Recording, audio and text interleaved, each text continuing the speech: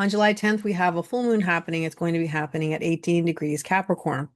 And this is a full moon that we're going to have a head and ajna defined. So it means that there will be a lot of pressure to figure things out, especially why things happened. What meaning did the challenges that you had in your life, what meaning did they have going forward? What was the point of these things happening? And so those are the questions that might come up during this full moon or in the time afterwards, the 2 weeks afterwards, or around that time altogether, that you're sort of looking at the past and what happened already and trying to figure out why it happened the way it did and what was the meaning in it. And this is also a wonderful channel, the 6447, where Mars is going to be in gate 64 and the South Node is in gate 47. So we're bringing back gate 47. Now, the first thing that you see right away with Mars being in gate 64, line 3, and we have South Node in gate 47, line 4. So this is what we call dissonance. The reason why that matters is that these energies, although they're not terrible together, they just don't have the flow that you would have if you have a harmonic, which would be like a 1 and a 4th line, or a 3 and a 6th line, or a 2 and a 5th line. And they don't have resonance, which would be when you're in the same line. So for instance, it would be like both of them are in the first line, second line, or and so forth. So what we have with this full moon is this level of dissonance where the clarity that we seek may be very elusive, where it's just not there. It's like it's almost like you can see it with a corner of your eye, or you can almost touch it, but you can't get it. And especially with Mars in gate 64, there's this pressure. It's called overextension. And I love this exaltation. It's called the wisdom to accept confusion as a temporary state that will be resolved in time through others. In other words, other people might trigger or activate something that will give you the clarity that you want. Or the other perspective is overconfidence that the fates will be kind on demand. So, in other words, on demand. I mean, that's the key, right? So, this is basically saying that we want the clarity on demand. We want to know why everything went the way it went. We want to have the meaning on demand.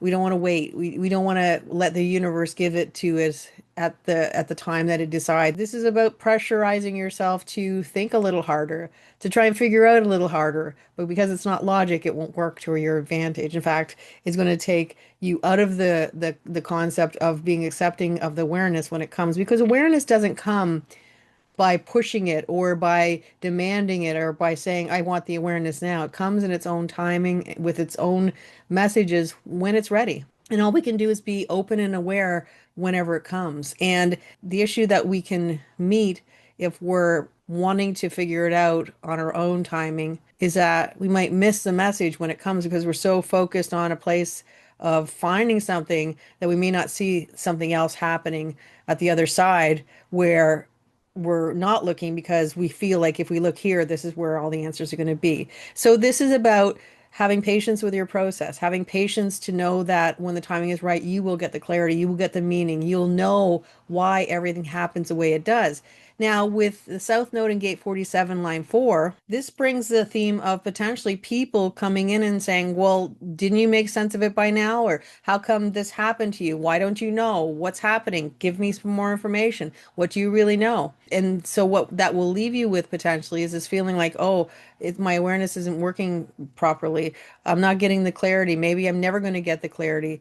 And so people are pressuring you to find the answers and the meaning. And they may even pressure you to find the answers and the meaning for why things happen to them. It's like they're sitting there saying, how come this happened? You know, why is this happening in the world right now? And if you can't come up with a reasoning for it, an answer, or some level of awareness or clarity, then they could say, well, you don't really know much of anything. And this could be even, and maybe you have intuition and usually it serves you really well. And suddenly you think, oh, well, I don't have intuition anymore. It's not working. I'm not getting what I think I should get. I'm not understanding what's happening in the world and in my life. And this person keeps asking me for more and more. I'm not able to give it. So again, this is moving away from that energy, going into your own space and allowing the moments of clarity to come at their bidding.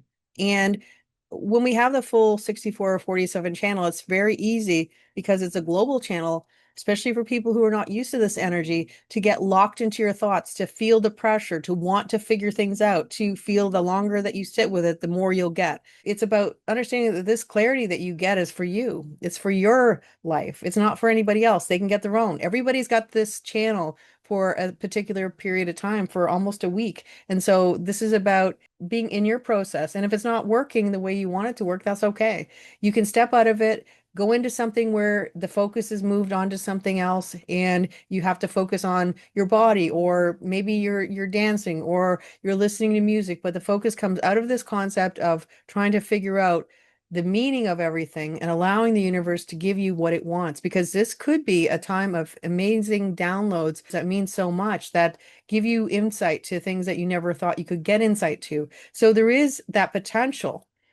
But again, if you're open to it being whenever it comes, as opposed to when you feel it should come, then it will really serve you well. So this channel will be in play from the 7th of July right until the 16th of July. You have a lot of time to get potential downloads if you're open to what is showing up.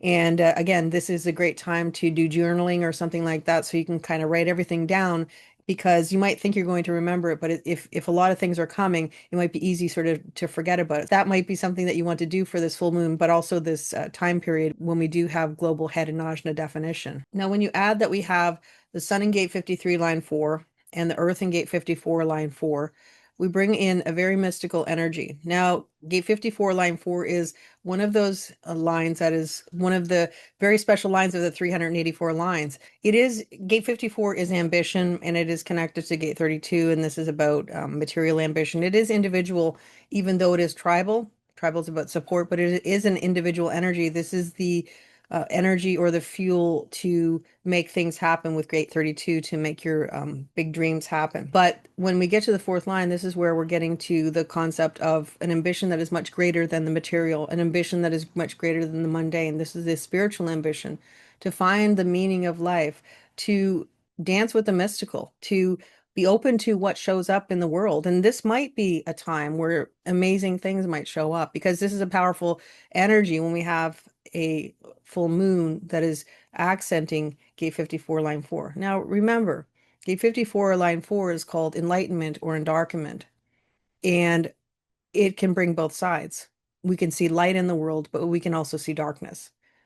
And that is something that's always important to keep in mind, especially with the South Node in Gate 47, the 6447 channel in play. It might be easy to go into the oppressive side, to only see the darkness in the world, to not see that there's any light, to not see that there's any hope. And when you look at the opposition, Gate 53, line 4, we're looking at assuredness. And this is really talking about the idea of only wanting the perfect conditions before you start something. In other words, never feeling like anything is good enough for you to start something new. And which is very odd when you think about Gate 53, because usually Gate 53 is just jumping in really fast, getting something started, and then sort of maybe regretting that you started it so fast. Maybe you didn't plan for it. The bottom line for Gate 53 is that we want well planned and well thought of new beginnings. But Gate 53, line 4 brings this feeling of nothing will ever be perfect. It'll never be a good time to start. I can never start anything. I'll always have to do A, B, and C. I'll never get this. I'll never get that. And so that works into this oppression, Gate 47, 6447, not understanding why everything is happening the way it is. Then if we look at 54, line 4, this is only seeing darkness, not light.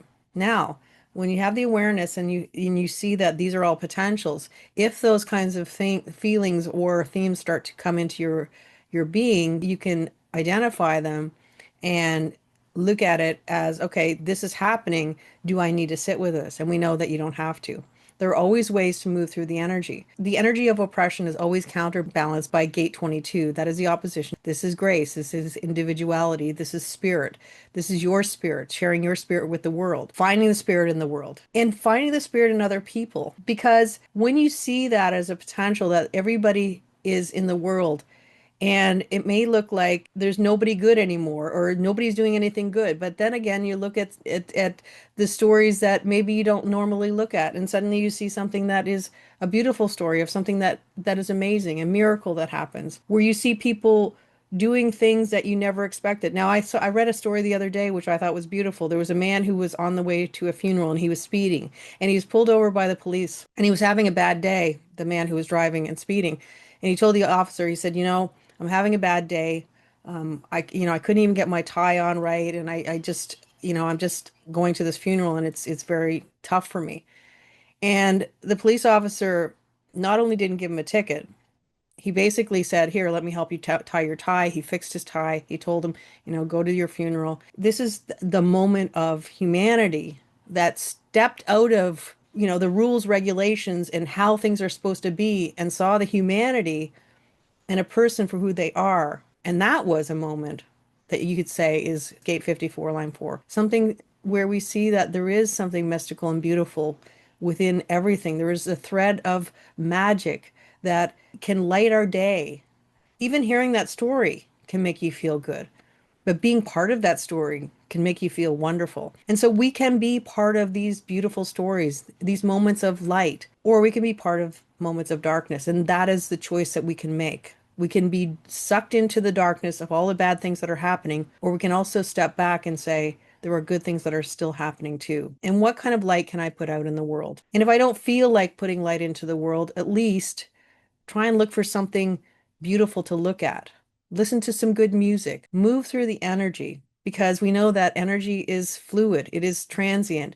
And when you make a choice to consciously sit with an energy and to stay there and not let it move and to block it, then it will stay. But if you make a choice to say, I will let this energy move as it will, and when something new comes, I will accept it. And this is what we do when we have these moments of the world seems so dark, but it isn't because there's always going to be light. And think about it.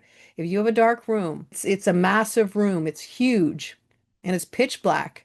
And somebody comes in with the tiniest of candle. Just look at how much light that candle brings into that room. And that's what you can find, you can be, and you can manifest if you're actually open to seeing that happen. And if that weren't enough, Venus in Gate 16, Line 2 is called the Cynic, which says you want to be talented, but maybe you're not good enough. You don't feel like you'll ever be good enough. You'll never be good enough to do what you want to do with your talent. And this is also saying that talent, especially the logical talent that Venus talks about, is all connected to the concept of wash, rinse, and repeat. It is something that builds over time. It doesn't happen overnight. And so patience with your process and knowing you're probably a lot further ahead than you think you are with that as well. So this is again, we're converting the darkness to light. And yes, darkness is part of the world that we live in, but so is light. And I think we forget about that. We're so focused on the dark things that we forget there are light things in the world as well.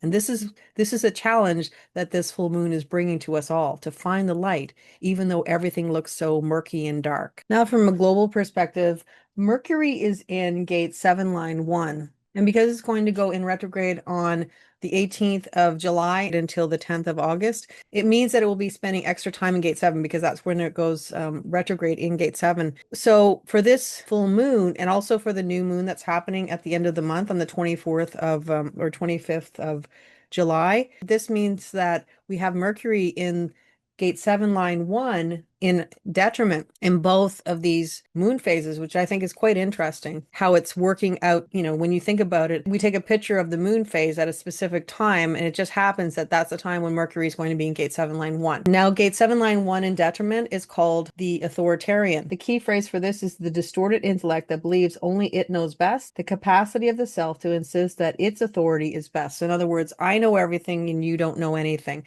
And authoritarian energy, there's a duality. So it can be on the side of they know a lot and they're a wonderful authority in what they're telling you, or they could be authoritarian where it's almost dictatorial and it's about, I'm going to tell you. Now, when we have Gate 7, we remember that that's called the army. So this looks like military energy in some way.